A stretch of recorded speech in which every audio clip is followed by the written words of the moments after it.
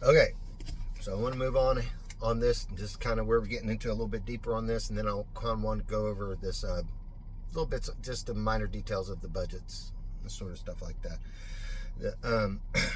Just go over the specifics of it in this first paragraph of their essay. So it reads, protecting critical infrastructure. This is protecting critical infrastructure. Okay, the FBI worries that what this sprint means for our country's critical infrastructure, since these vital sectors, everything from water treatment facilities, energy grids, to transportation and information technology, they form the backbone of our society at this point. The backbone. You remember that term. This is from the FBI. This is not partisan. This is off their website. The fact is, the PRC's targeting of our critical infrastructure is both broad and unrelenting, he said. And he added, the immense size and expanding nature of the CCP's hacking program isn't just aimed at stealing American intellectual property. It's using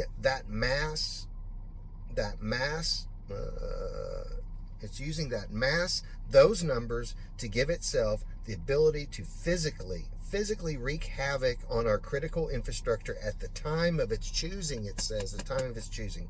And I kind of want to go back to, whoops, I made the horn go off. I want to go back to, real quick, the budget, where they are stating that they are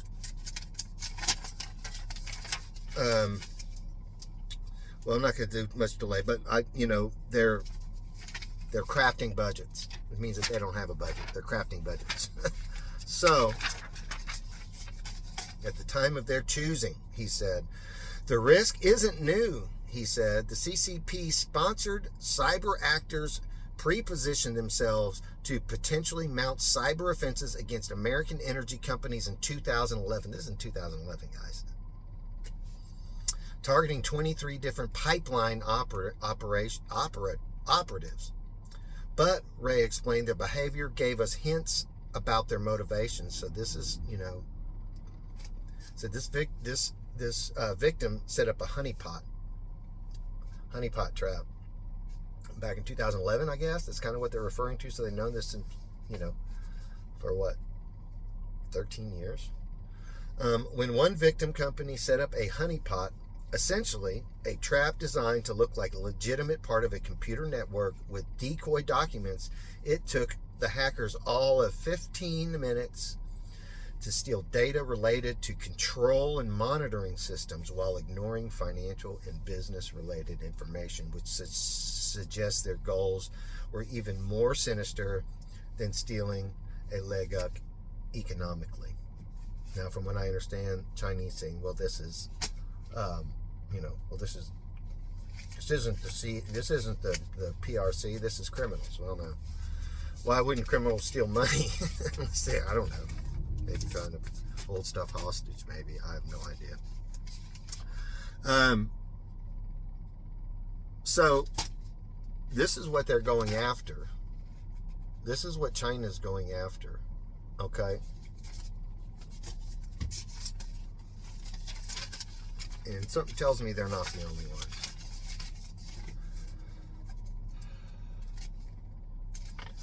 This is what I want to go over real quick. Real brief. I'm sure everyone knows what these budgets are. And there's another bit of just a headline that just came up too. So cheering broke out in the gallery and among Democrats on the floor of the House of Representatives this afternoon when the House passed the $68 billion bill for aid to Ukraine.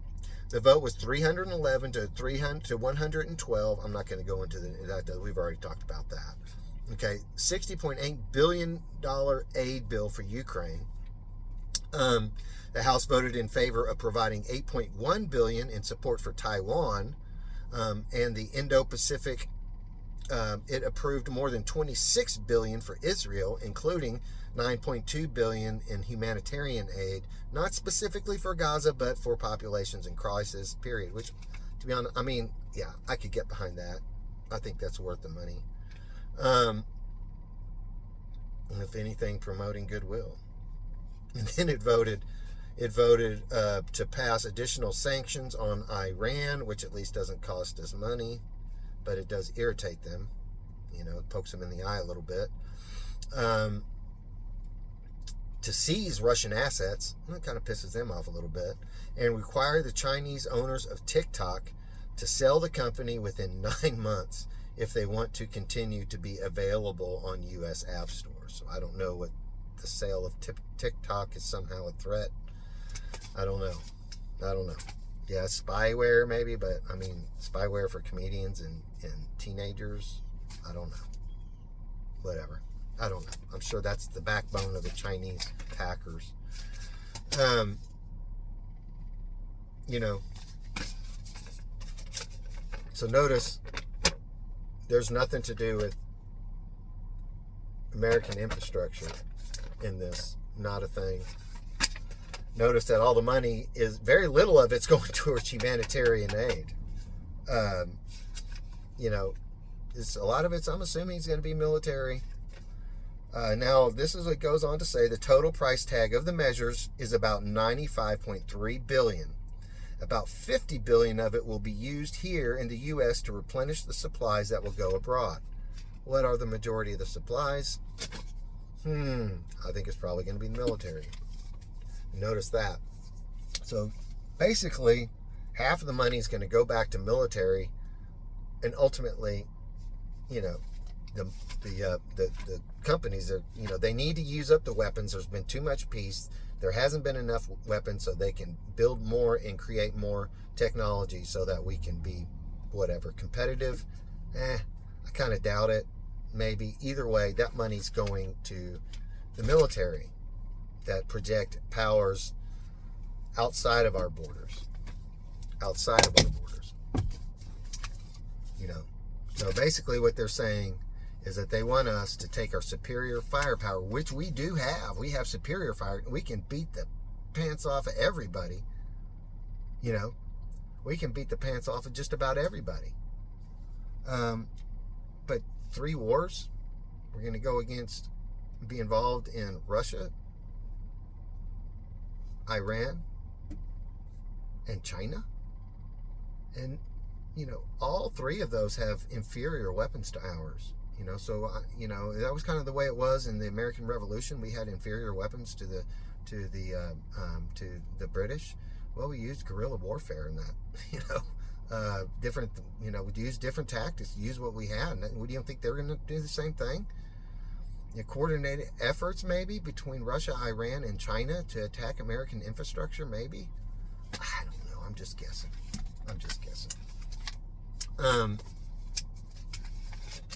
Now, I want to go back.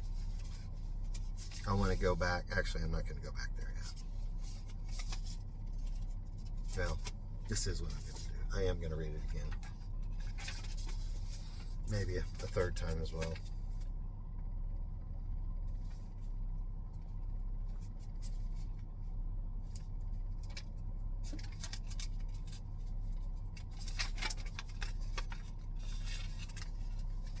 President Joe Biden said that members of both parties in the House voted to advance our national security interests and send a clear message about the power of American leadership on the world stage. At this critical inflection point, they came together to answer history's call, passing urgently needed national security legislation that I have fought for months to secure. National security legislation. He's talking about this. You know what we're talking about. Okay. Guys, we're not a strong nation. I think we all know that. If you look around, we all know that. You know, we are American. We're one of the greatest nations. No matter what anyone says. There was never the greatest nation that's ever existed. There's a reason why people want to come here. It's The reason why people want to destroy it. So, let's move on to the next thing. Our economy. This is from a news source called Finance Flux, and it was put on April 19th of 2024. I did some research on them. They're non-biased. They had one issue, I guess maybe, where they, produced an article that had inaccurate information that was, not necessarily. I'm not sure exactly what the deal was about it, but I kind of doubt they screwed this up. It's pretty basic, pretty easy to check. I didn't double check this stuff. I seriously doubt it's bullshit. Anyways, I'm going to read this. $930 billion wave of debt is descending on U.S. banks as hope for interest rate reversals fade. Hope for interest rate reversals fade. Former IMF Deputy Director. $930 billion descending on U.S. banks as hope of interest rate reversals fade. An IMF insider is warning of another banking crisis amid hot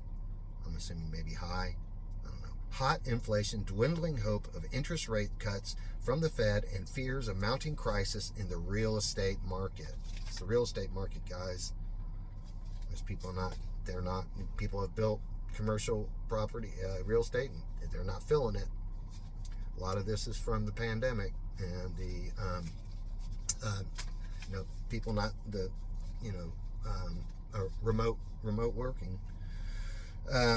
Writing for the American Institute, where he's a senior fellow, former IMF Deputy Director Desmond Lockman notes that regional banks are dangerously exposed to commercial real estate loans, a sector savaged by increase in remote working and the lessening of need for office space. With so much CRE debt reaching maturity at far higher rates than when they were first taken out, plus record vacancy rates, Lockman says that the smaller banks exposed to the loans will have some major issues on their hands. Now, this is where things get pretty important, in my opinion. Okay.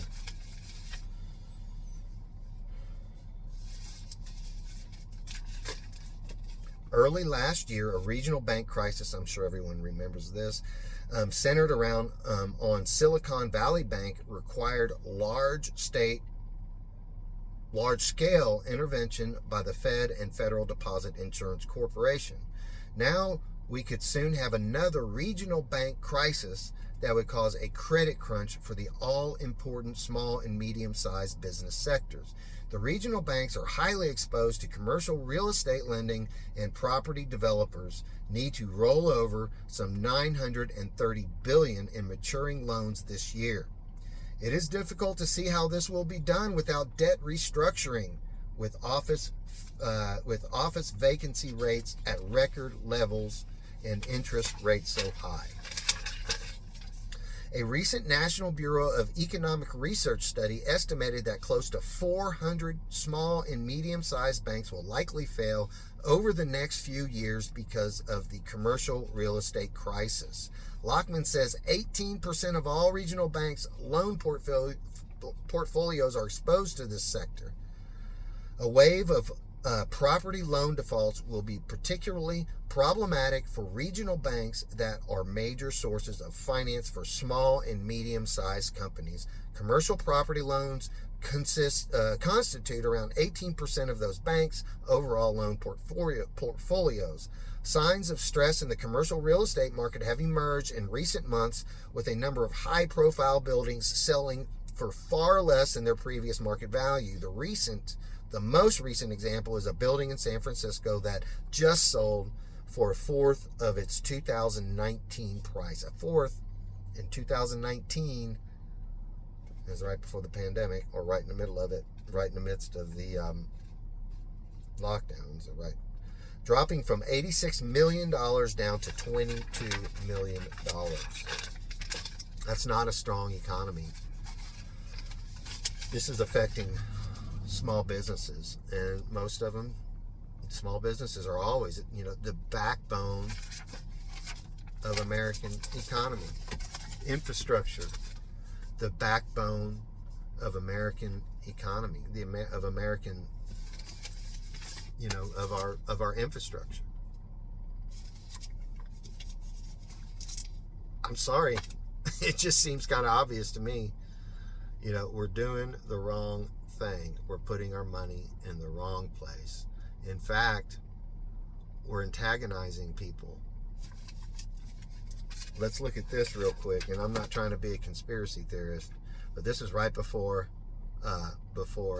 Russia invaded Ukraine. Okay, this is what Kamala Harris said.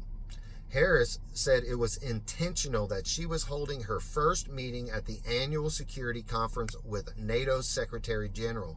The administration is trying to drive the message to put Putin that the crisis has only bolstered the 30-country military alliance resolve to push back against Moscow's aggression. So I'm not saying that this was intentional to cause Russia to invade Ukraine. Obviously, they probably were going to either way. But you know what? It sure gave them more of an excuse based on what they claim is the historical, sovereignty, and that NATO wasn't supposed to push further east than what they did. And then, Kamala Harris saying basically NATO's going to protect Ukraine. So, at least that's an excuse.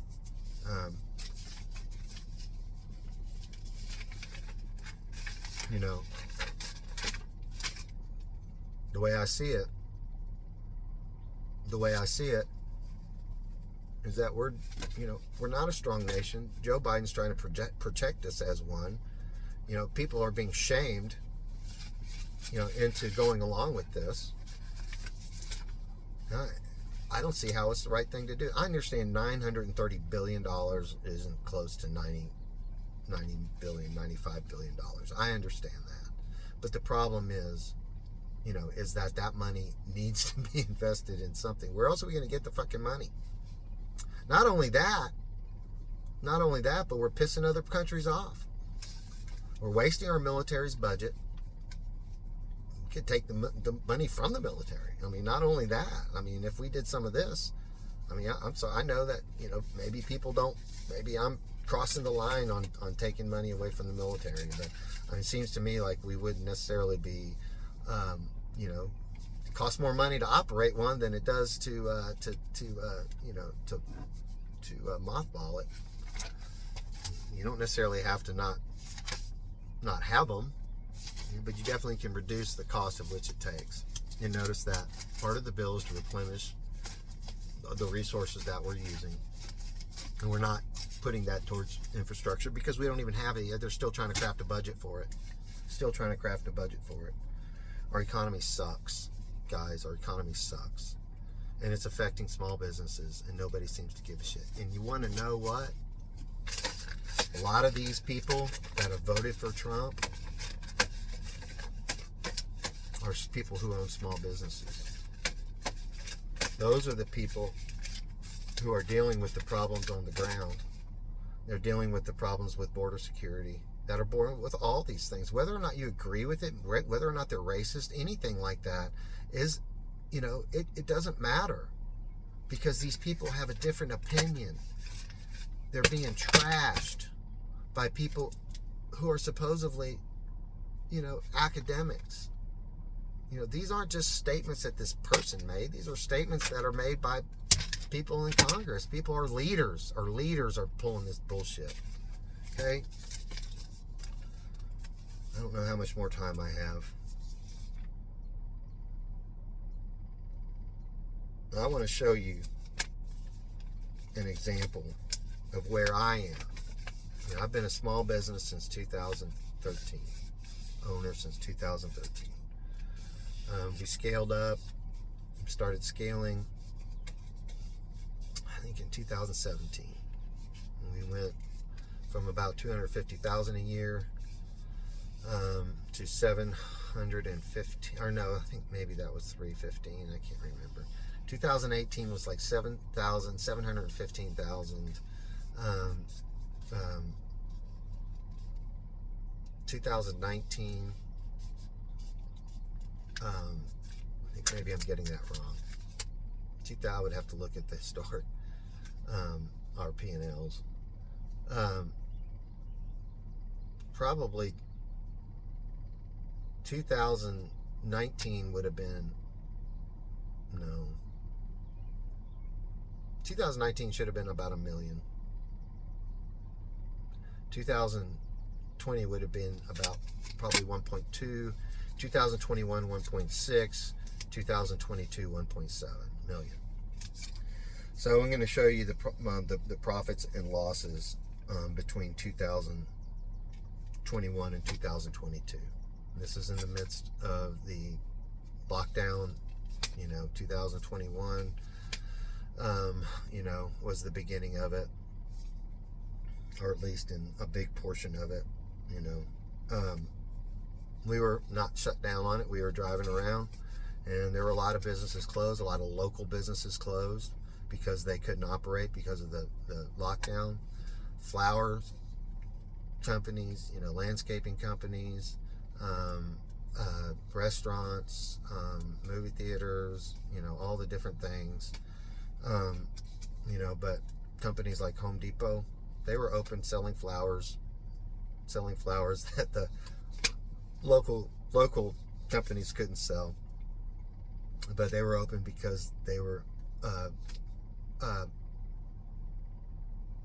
essential. Restaurants were open, the ones that have drive-throughs. A lot of restaurants are low. Even McDonald's or franchises are local. I understand that. The ones that have drive-throughs were the ones that were open. So, the money was leaving local economy and going into, publicly held companies and going into the stock market. Not staying local. It was one place moving to the other, just like America's one place and moving to another. We don't build anything here. We don't do anything. At least there was, we need to look at investing this money where it can be used, where we can see it, hold it, touch it, grasp it, use it. This is where, maybe, we can't undercut China, but you know what? We're really good at innovation, and we're really good at making shit other people want and making technology we got this dude, Elon Musk. He's like, build this rocket that takes off, and then it now maybe not every single time, but it fucking lands backwards, just like the backward. That's the bullshit they used to show on cartoons. You had the rocket, that back down, backwards. That's like crazy. This is what this dude made. There's innovations and that's private sector. So I'm going to go on about this. I think I'm going a little bit. I'm going to have to go ahead and stop this. I think I'm actually running out of kind of money. Not money, but memory on this. I'm probably going to have to delete a video or two. But it goes, I'll stick with this because this is getting to where my main point on this and why my opinion is very important, and where I think that this rhetoric, this name calling is extremely unproductive, very disrespectful, and very wasteful. And so I'm going to go ahead and pause it. I need to get going on the job anyway.